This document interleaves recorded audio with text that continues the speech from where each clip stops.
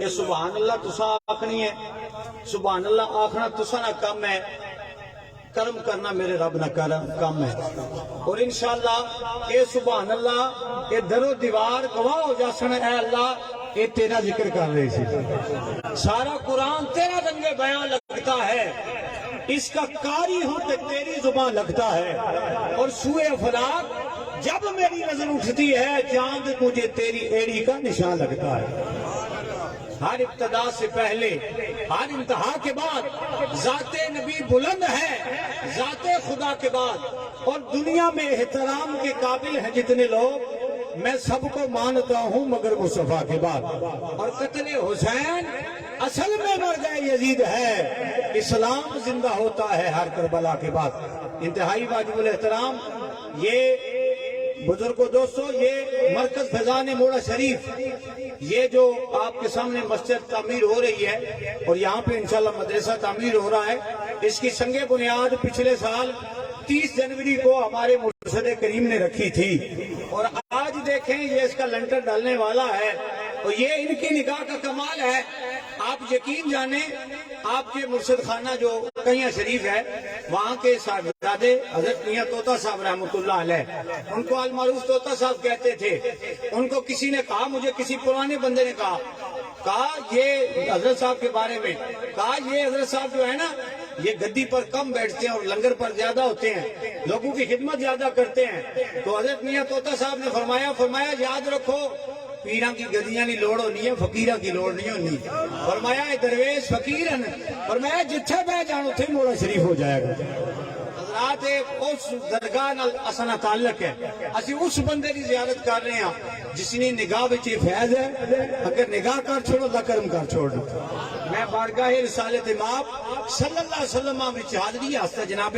محمد رمیز مصطفی صاحب کی گزارش کرساں، اور تشریف لیان گے بارگاہ رسالت مآب صلی اللہ علیہ وسلم وچ حاضری پہ فرمان گے نعرہ تکبیر، نعرہ رسالت، نعرہ تحقیق، آستان علی مولا شریف، فیضان قاسم۔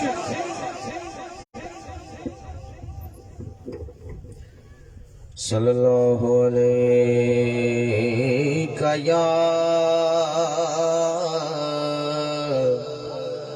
یا رسول اللہ،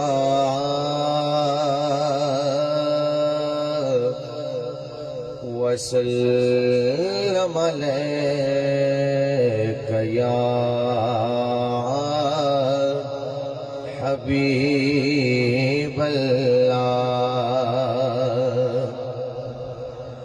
ذرے اس خاک کے تابندہ ستارے ہوں گے، ذرے اس خاک کے تابندہ ستارے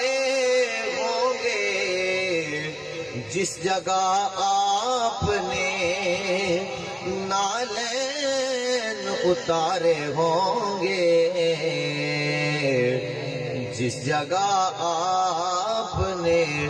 نالین اتارے ہوں گے۔ اور لوگ تو حسن عمل لے کے چلے روز حساب، لوگ تو حسن عمل لے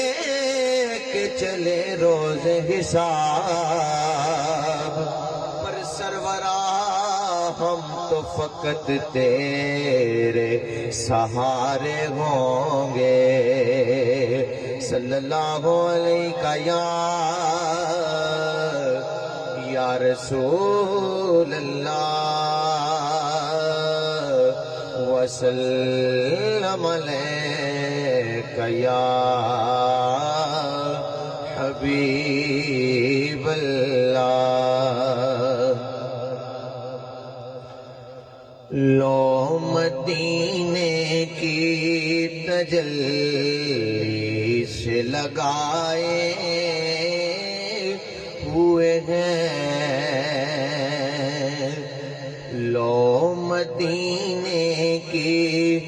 تجلی سے لگائے ہوئے ہیں لو مدینے کی مدینے کی لو مدینے کی تجلی سے لگائے ہوئے ہیں دل کو ہم مت لائے انوار بنائے ہوئے ہیں دل کو ہم مت لائے انوار بنائے